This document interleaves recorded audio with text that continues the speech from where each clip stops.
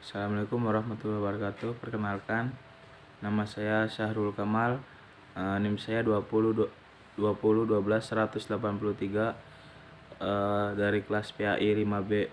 Saya akan menjelaskan tentang landasan model prinsip perkembangan kurikulum.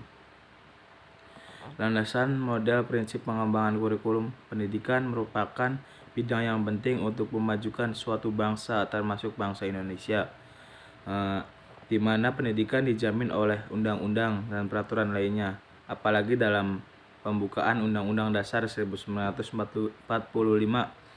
Cita-cita negara yaitu mencerdaskan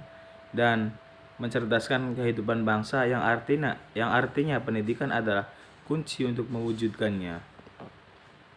Landasan pengembangan kurikulum. Untuk melakukan pengembangan kurikulum, pihak pengembang harus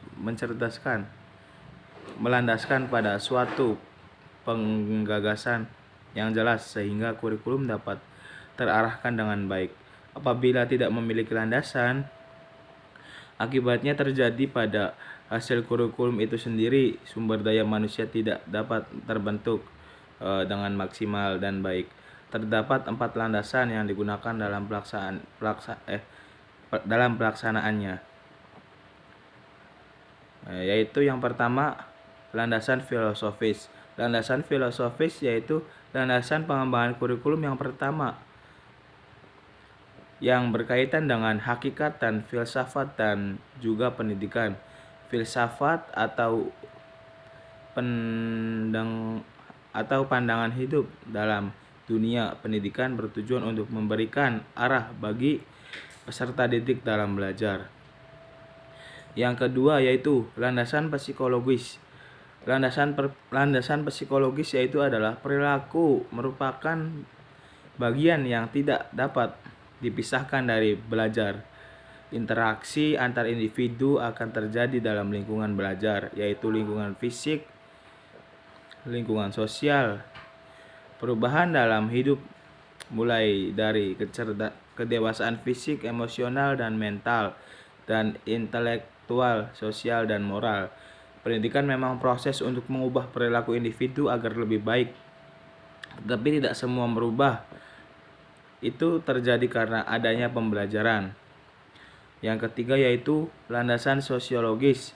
Landasan sosiologis yaitu adalah apa yang menjadi alasan mengapa pengembangan kurikulum harus dilandaskan pada faktor sosiologis. Hal ini dikarenakan peserta didik merupakan individu sosial yang erat dikaitkan dengan interaksi di lingkungan sosial sekitar berupa masyarakat.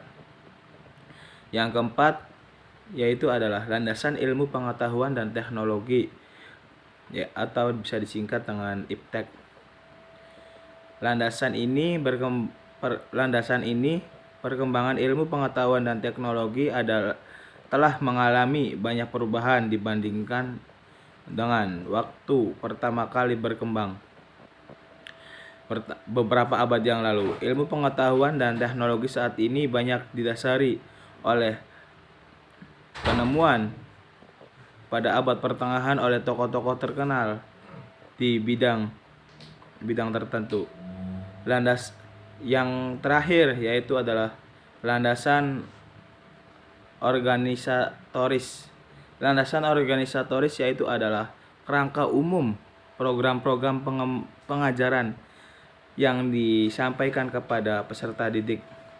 Landasan organisatoris merupakan asas yang paling mendasar karena kurikulum akan berjalan dengan baik apabila diorganisasikan. Dengan hal ini untuk memudahkan pelaksanaan program belajar sehingga guru dapat lebih mudah dalam menyajikan bahan-bahan pembelajarannya yang beragam kepada peserta didik. Ya, mungkin segitu saja dari saya. Saya Syahrul Kamal.